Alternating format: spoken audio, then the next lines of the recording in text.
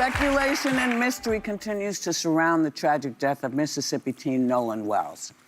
After he disappeared on a boat trip with friends, there are unverified photos and videos that have people questioning the account of Nolan's friends like Trayston Shepard, who defended himself on ABC News. Take a look.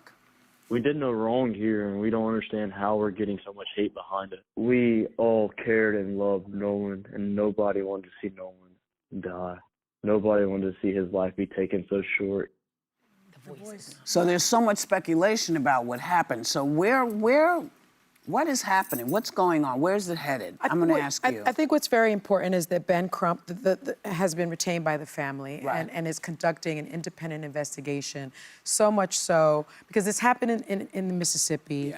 Yeah. There are some racial undertones to this. He was the only black kid on an island full of kids that were white. And his family is saying that he would have never, on the boat rather, and his family is saying that he would have just never stayed on the island and been left behind by his friends. His family also said that this kid, Trayston Shepard, they don't know him. I think we have some sound from his parents. We don't know Trayston. We've never met him. So to say, you know, best friend, childhood friend, that's a bit of a stretch. We've never met him. He's never been to our home. Maybe high school, you know, they started hanging out or, you know, kind of been around each other. But again, we don't know him. And not to discount anything he has said, which of course, still trying to rule those things out. But I mean, he has communicated. He did offer his condolences, which we appreciate. So it's just so confusing because there were 3 boys with him that were good friends with him. What are they saying? And they turned off their social media accounts. They say that they have cooperated with the police, but they kept his phone and didn't give it to his parents. And we're still awaiting autopsy results, and this is not currently being investigated as a homicide, but there's a lot of reason, I think, to suspect foul play, because this is, when they say he was left on an island, this isn't like Grand Cayman. This is literally like a sandbar. There's no running water.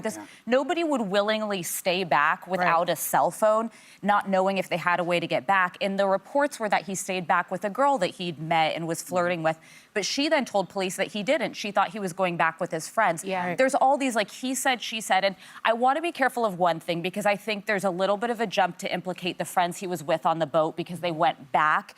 We don't know anything yet, but there were also a lot of other young people on this island, a lot of other young people docked up and drinking. So there are also people we may have not heard of who potentially could have been involved if, God forbid, something wrong was done. Either way, I want peace and justice. Well, and the phone was found because the mom did the Life 360 and traced it to one of the friends' houses. The thing that shocks me is whoever parts with their phone. This is a young person. This is a young person, and the his mom was saying that there's no Snapchat. It was more common for her son to have documented certain things. The phone wasn't in his possession, and things seem to be gone. That off the phone. That does raise some suspicion. And those kids said that they didn't have his phone at first, and because his mother tracked the phone through her Life 360 app, they then turned it over to someone else's, to one of her friends. So if you come back with someone else's phone and you know that they're missing, why would you not call the parents immediately and say, well, why didn't you call as soon as you knew he wasn't there? Because you had to have known he wasn't there because he wasn't there on the boat back. When you went back. When you went back. And if he's the only black kid, you know he's missing.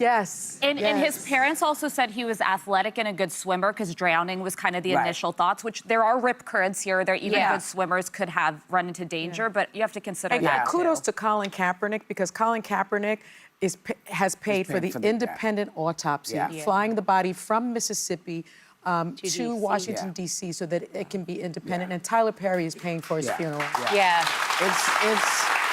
worst nightmare. You know,